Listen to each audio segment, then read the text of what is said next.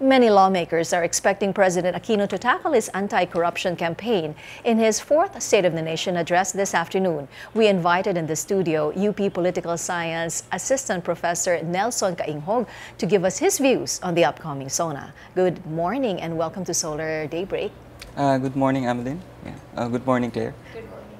Thank you so much for joining us. So do you think that President Aquino's anti-corruption drive will be a highlight into the SONA, especially in the light of the recent or the alleged 10 billion pork barrel scam and extortion activities allegedly in the transportation? I think that will be one of the major highlights because it is in a way trying to reinforce the narrative of matuwid na daan in the light of these scams going on. And if you actually look at the list of legislators, some of them are members of the Liberal Party, like I saw Secretary Joel Villanueva, although the amount is not that much, but he's in that list that was published, I think, by the Inquirer. Matuwid pa rin ba ang daan? It depends on how we are going to assess. Is it about the whole bureaucracy, his official family, or just the president? If we're talking about the president, there had been no corruption issue that directly links to the president into. So if you're going to have that kind of criterion, the president's path, then I think matuwid pa rin ang daan. Go ahead. Economist Ben Diokno had said that he's giving the president a passing mark of 3 because jobs generation was not met, among others.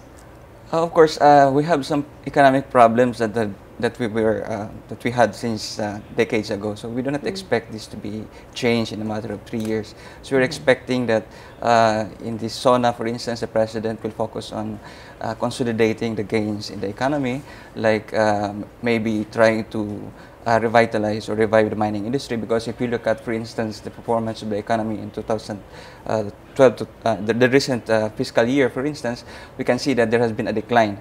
So maybe that's one thing that could be revived in order to, attract more foreign investments into the country. Okay, so you think that in the SONA, President Aquino should focus on maybe talking about alleviating poverty and boosting the economy? Yes, definitely. I think the difference in this particular SONA is that he should be in legacy mode, talking about consolidating the gains that he had for the past 3 years. I think it's not relevant anymore to talk about the past administration, Gloria Arroyo. They're not progressing that much in bringing Gloria to justice. So he should focus on his own vision for the country.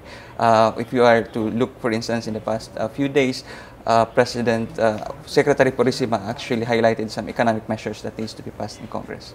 What are these economic measures that needs to be highlighted in like SONA, for instance, the amendment of the BOT law. There are certain other aspects or modalities that could be included in order to fast-track the PPP project, and amendments of the cabotage law that has something to do with the ferrying of goods and passengers in the country, rationalizing of fiscal incentives, for instance, and of course the mining law, the whole regulatory mechanism that applies to the mining industry, and other measures that are relevant to making sure that there will be increased foreign direct investment. For instance, Vietnam, which has a lower GDP than the Philippines, attracted $8.3 billion last year, while we had just $2.8 billion in foreign direct investment. So I think we need to improve on that aspect in order to generate more jobs. So I guess lastly, if you were going to rate the president's performance for the past 3 years, how would you rate him?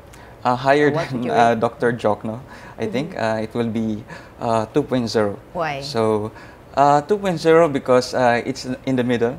So there's still, and we're in the middle of that term. So maybe he started with 3.0 because he needs to prove something. And we hope and I pray that he will graduate with 1.0, which means a booming economy for the Philippines. Okay. So do you think it's important for the president in his next term to continue paving the way for big foreign and local investors to come in and invest in the country? Do you think that would be a good a way to boost the economy and give more jobs to people? I think that should be the way. he should liberalize the economy. But of course, it's also important to put in place social safety nets like CCT, for instance, and other mechanisms to ensure that the revenues that the government will be collecting in the booming economy will also be used to improve the human capital of these, especially the poorest of the poor, or the extremely poor people. And how should that be done?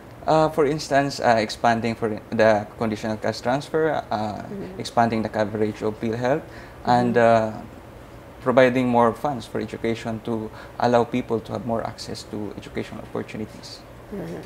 Many are still saying, there are still those who are saying that though the economy is improving, that we have seen such gains, but still it's exclusive only to a few. Although the President Aquino's administration has been saying that they are looking towards inclusive growth. With the current political scenario that we have now and with what we have in our plate now, do you think they can be able to achieve inclusive growth in his remaining years? He might provide foundations for the achievement of such, because in 2009, for instance, save for Brunei and Myanmar, were the most unequal country in Southeast Asia, and that has been the case for several decades. So we cannot expect the president to undo that in just a matter of 3 years. But if you are going to have the CCT expanded, more educational opportunities put in place, then I'm confident that there might be more inclusive growth in the next 3 years and beyond. Okay, thank you so much for joining us this morning, Professor Nelson Cainghog. Thank you very much, Annalyn and Claire. Thank you.